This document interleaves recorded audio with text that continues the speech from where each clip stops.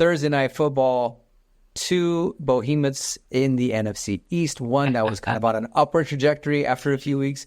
One that was on a downward trajectory after a few weeks. Yep. We had the Dallas Cowboys visiting the New York Giants on a short week. Every pundit in the world said that if the Cowboys lose this game, the season is over. That they are frauds, that they stink.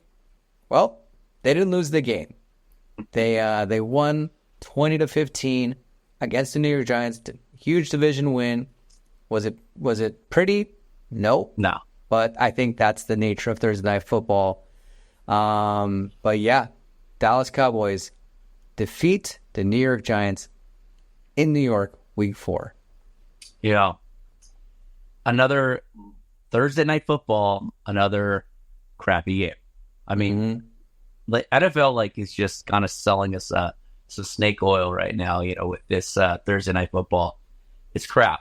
It's like none of the games have been good. Not only the games are bad, but star players are getting hurt. I mean, you look, Malik Neighbors got hurt at the end of the game. Got concussed. He did. So, I mean, hopefully he's okay, but, with concussions, you just never know. You never know. And then Micah Parsons got hurt. DeMarcus Lawrence got hurt. I mean, Diggs got hurt. So, there's just a ton of injuries in this game.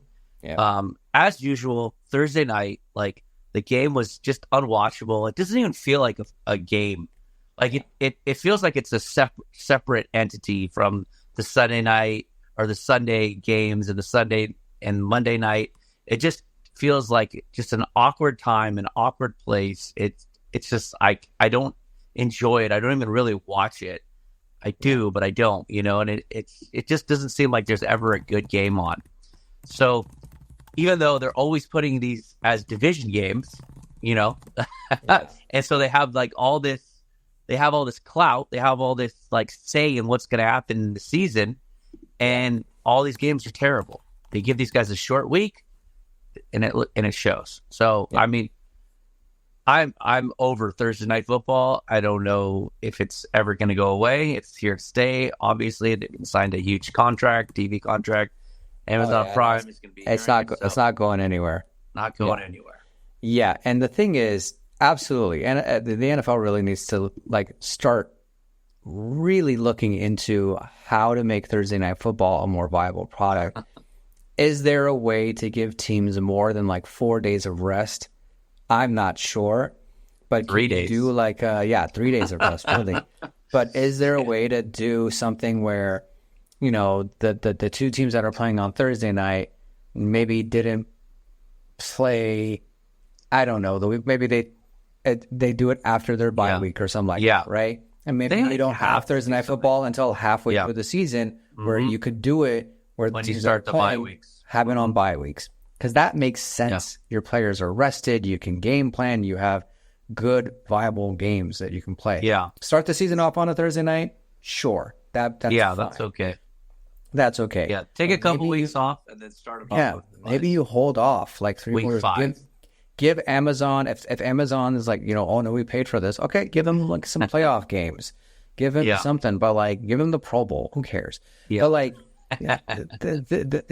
start. You talk about star players getting hurt, but week 2, Tua gets hurt with the concussion. Yep. I can't remember who got hurt last week, but some players got hurt last week. And then again, big garbage game.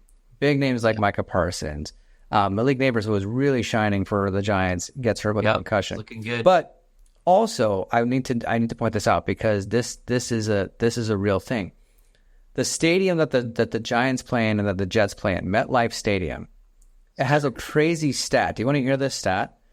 The MetLife Stadium averages 5.92 injuries per game. Per game. That field is awful. It's terrible, and all the players have complained about it.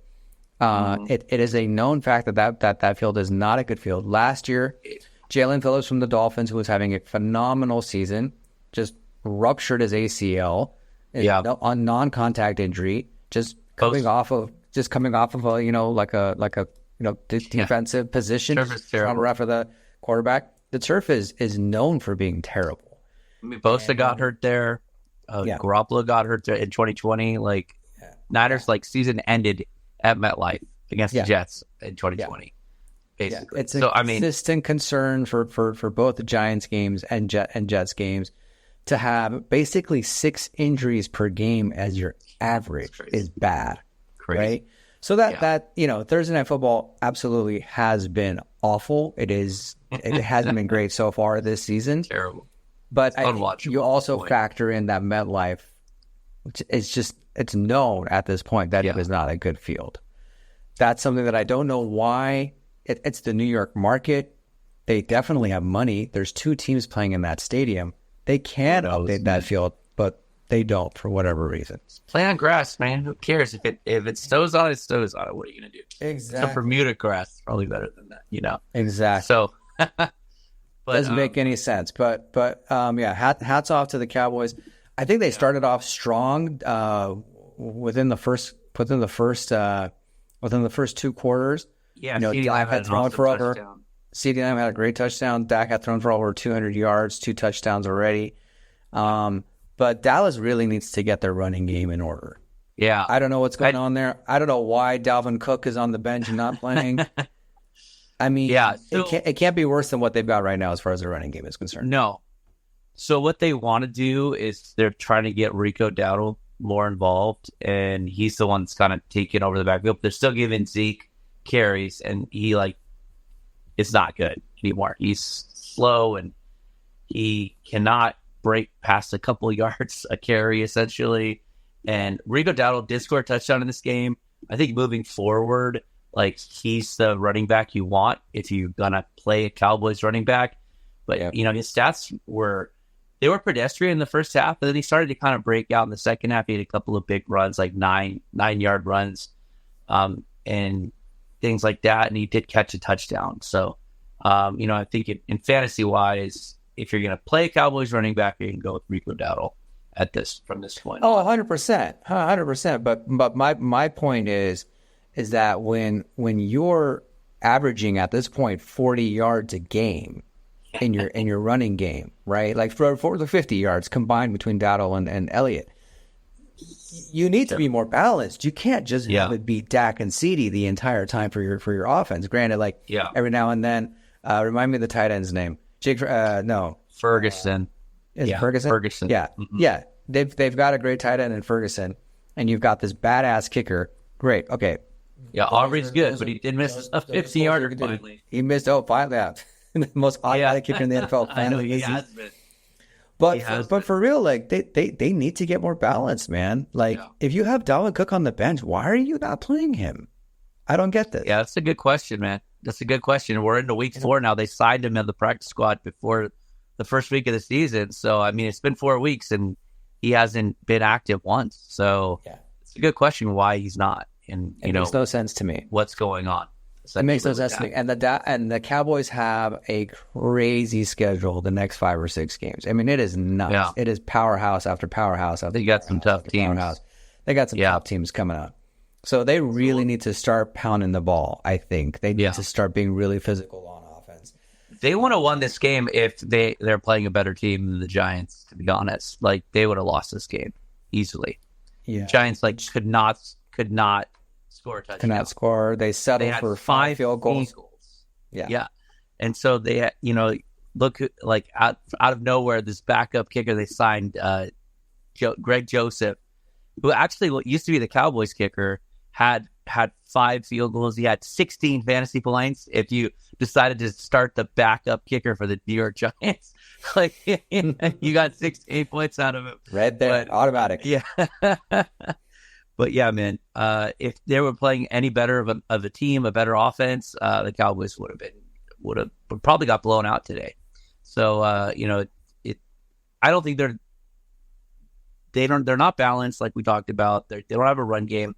Now that their defense has suffered some injuries, we'll see what happens with Micah Parsons, with DeMarcus Lawrence, Quandre Diggs. They all were hurt, and so we'll see moving forward. They got the kind of the mini bye week, so we'll see what happens. But they do have a tough schedule coming up. They got the Steelers coming up next. How they, yeah. And the Steelers, we'll talk about them in a little bit. It's going to be a tough game, but the The Steelers' offense doesn't scare me per se. Their defense is really good, obviously. Oh, yeah. Steelers defense is probably the best defense in the league for sure, and they have the best player, TJ Watt. Yeah, TJ Watt's the real deal. There's no question about that.